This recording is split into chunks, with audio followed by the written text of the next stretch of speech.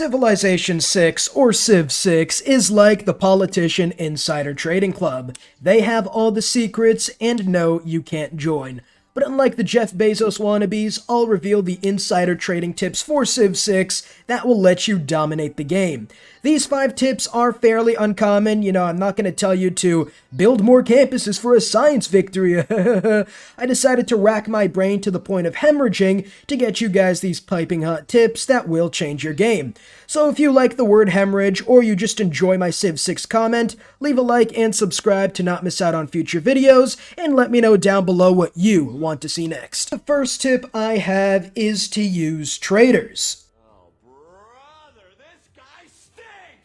Let me finish. Use traders strategically. If you're playing Rome or Macedon, the best way to use these roads is to send them to your target enemy cities from your capital to increase move speed of units that you build there, letting you move them to the front line faster than Kanye can post an unhinged Instagram post. The other thing you can use your traders for are roads between your cities for faster move speed, growth towards a new city, free city-state envoys, a body pillow, and preventing the AI from declaring war. Yup. Well, it won't prevent the AI from attacking. They won't be like, man, I was going to attack, but he just sent a traitor to my city, so now I have to demobilize, I guess. It can, though, help sway the AI's opinion, making it less likely they declare war, as they would lose the extra gold or yields they were getting from the trader. Alone, it isn't going to do much, but add in maybe a couple extra favorable trade deals, maybe even something like that, and then you'd be able to, at the very least, make them think twice about attacking you. Finally, traders can be used very specifically by Russia in Civ 6 to get an extra boost in culture or science when behind the AI, which happens a lot on higher difficulties. This works best in the opening stages of the game, as 2 science and 2 culture in the early game is a lot better than 2 science and culture in the late game, and if you are Russia, you might even be able to get 3 science and 3 culture per trade route, which is absolutely incredible. What do you actually do with spies? Spies have a myriad of operations, both offensively and defensively, that can be hard to choose from. However, the best thing to do with spies is dependent on what the game plan is, of course. If the AI is super far ahead technologically and has some juicy hard eurekas that you won't be able to get normally, sending a tech boost stealings mission is perfect. In a culture game, taking enemy great works from your cultural competitor is great, as they can decrease their tourism and increase your own after putting on your British monocles, setting sail to Egypt, and plundering everything of cultural value. But in my opinion, and also anything that isn't so obvious, the best operation you can make use of in most games, any sort of victory type, is one of 2. 1, increasing diplomatic visibility, which has a 100% chance of working every time, and 2, siphoning funds. Diplo visibility is great for all victory types, as in domination you'll get more combat strength, and in the others you can see what the AI is building and where they have key governors. This lets you plan for what wonders you can and cannot build, and also where you can eliminate Pingala to massively reduce culture and science in a specific city for a set amount of turns. Obviously, one Diplo spy mission isn't going to give you insider trading tips, but if you add that in conjunction with an embassy, maybe an alliance, well, not an alliance, but a friendship, so you can actually use your spies, and maybe something like a delegation, or even play Catherine de Medici, the Black Queen, then eventually you'll be able to get top secret and know how many turns AI is building stuff and where their governors are. Siphoning funds is on here because by the late game, the AI gives you a lot, and I mean a lot, of money from missions. Check in your next game how much money you can slurp up in one mission. I guarantee it's going to be in the mid to high hundreds after about turn 150, and sometimes it can go up to a couple thousand, depending on how much money they have. This lets you do anything really, as money is good for every victory type, while also preventing the AI from using those funds. I'd recommend buying any buildings you still haven't completed, and using the rest to buy a military force, or to even buy some builders and the like to improve your city, or use them with Royal Society to boost your spaceship parts, or just chop out different wonders. And finally, and most importantly, you should send every spy you have to defend all your spaceports when you're building space parts. The AI pillaging your spaceport sets you back about 10 to 20 turns, as you have to repair the spaceport or you get nothing. Even if you have laser stations that let you progress towards the 50 amount you need to win a science victory, they won't count towards adding to your 50-point cap, if that makes sense, as if the spaceport is pillaged, that spaceport will completely prevent any yields from going towards your science victory counter. If you do enjoy, leave a like and subscribe to grow 6 inches where it matters, and check out my second non-Civ related channel, linked down below in the description. I have 3 strategies for diplomatic favor, but this is the most important one. Let me know down below if you want the other 2. Buy.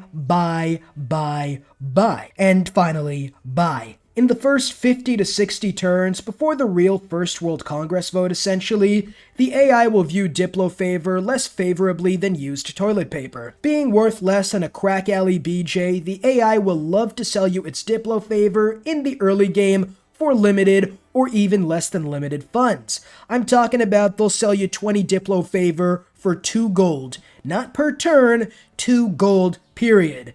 If you have strategics you can sell them to, and being able to buy all this Diplo favor does 2 things for you.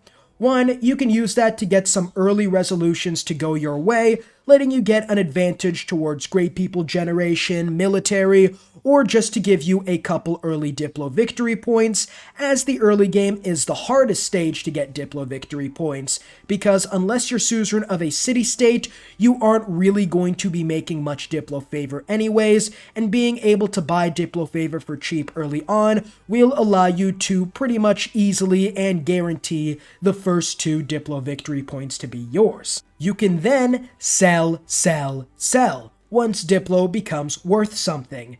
This is essentially a stock investment, but only do this if you don't need the resources you're trading away. Giving up your wife and kids and the new Tesla you bought is not worth it if you still need them. The money I'm talking about, don't actually sell your kids. And this money can be used for other things early on if you really need it. But trading some horses or some extra cash and then trading all that Diplo favor back will net you a very nice profit and give you more money to work with in the mid-game, either propping up monuments in new cities or getting some extra builders or buildings to help your empire grow faster. Money isn't the only thing, as if you have any strategic or excess luxury resources, you can also use those, as they are easier to part ways with than the early game gold in my opinion, unless you're going for a domination victory or something. And also a side note, the AI will not trade more than 20 Diplo favor at any one time in any stage of the game. You'll see a red exclamation mark. 20 is the maximum you can trade at any turn.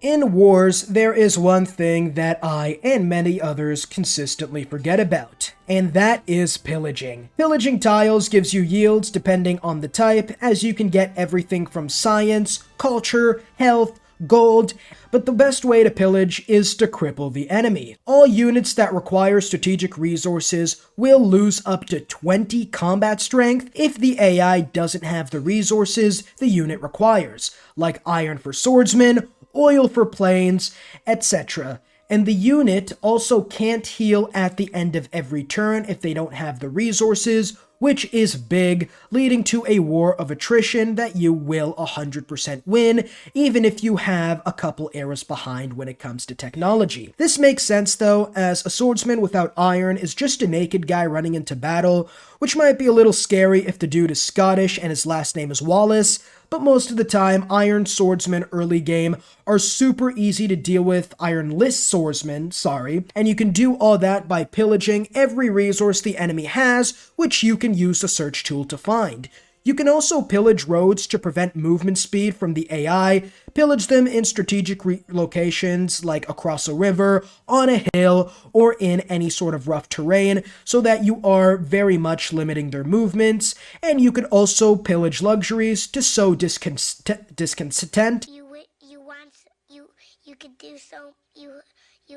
As without salt or spices, the people will riot. Pillaging in general also increases war exhaustion, which is a sort of hidden mechanic in the game. When you lose units, or get pillaged, or the city gets attacked, or whatever people genuinely don't like, which is, who doesn't like getting bombarded every day? Am I right, guys? War exhaustion eventually causes amenities to nosedive faster than a plane hijacked by Al-Qaeda. This is big as the AI will look to make peace or deal with so many rebels, you'd think Babylon took control of the motherboard and said fuck this civ in particular. At the end of the day, pillaging strategically is important in not only winning a war, but also getting the best peace deal possible from the AI if things quickly turn sour. The last note I'll make is pillaging mines and plantations like bananas can be helpful, as with decreased gold and production generation, the AI won't be able to replenish its losses as much,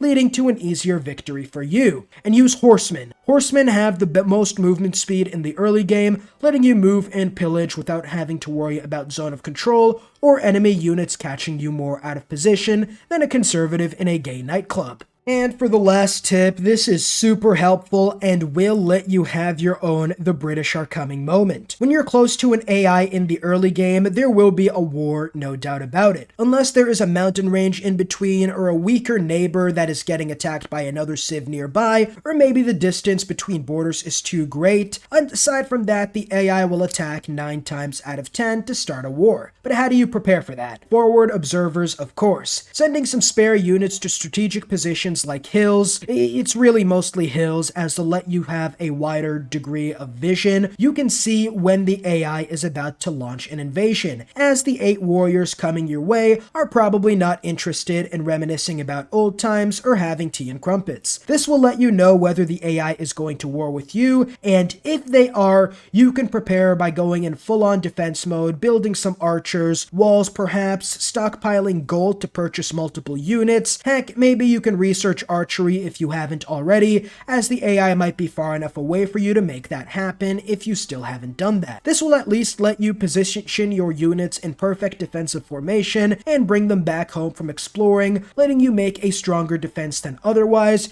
if you hadn't seen the invasion force. Also, tiles under a unit's vision can't spawn barbarian encampments, which is great considering how the Civ community unanimously hates barbarian encampments, and the fact that they can spawn an army in 3 turns that's larger than any army you've ever seen in your life. And finally, we get the thumbnail tip, the one on the big screen, the tip that baits the clicks. Not really, because of the fact this is an actual tip. Don't research technologies until you need it or you get the eureka. Let me explain. Science and culture are both more stackable than a Jenga tower. If you don't research anything, the science is stored to the next turn. In this footage, you can see on one turn, currency took 10 turns, then it took 9, then 8, then 7, etc. Same for all the other techs. So that means if you skip researching a technology for a turn, you don't actually lose anything, as the science is stored. Okay, but why would you do that? The reason for that is Eurekas. Eurekas reduce the tech cost by about 40%. That is huge, and if you are going to make a trader in the next 5 to 6 turns, but currency takes 7 turns, why not get the trader, send a trade route, get a 40% tech cost to the currency technology, and then you'd be able to get currency in the exact same amount of time, but instead you'd have a little more science left over to put towards the next technology. Now, obviously, if you do need, for example, archery immediately because Montezuma is coming for your crack, then I wouldn't use the strategy, as getting the defenses up ASAP is probably the most important thing to do. But check tip number 5 to determine if the AI is actually about to attack you if you did miss it. But in all honesty, if you can get away with it, definitely skip technologies until you get the Eureka, if you can get it obviously, and then get the technology in about the same amount of time, but instead for 40% cheaper. If you know any tips I missed, let me know down below in the comments for a super heart, and if you do enjoy, subscribe to not miss out on future content. I'll see you all in the next video. Peace.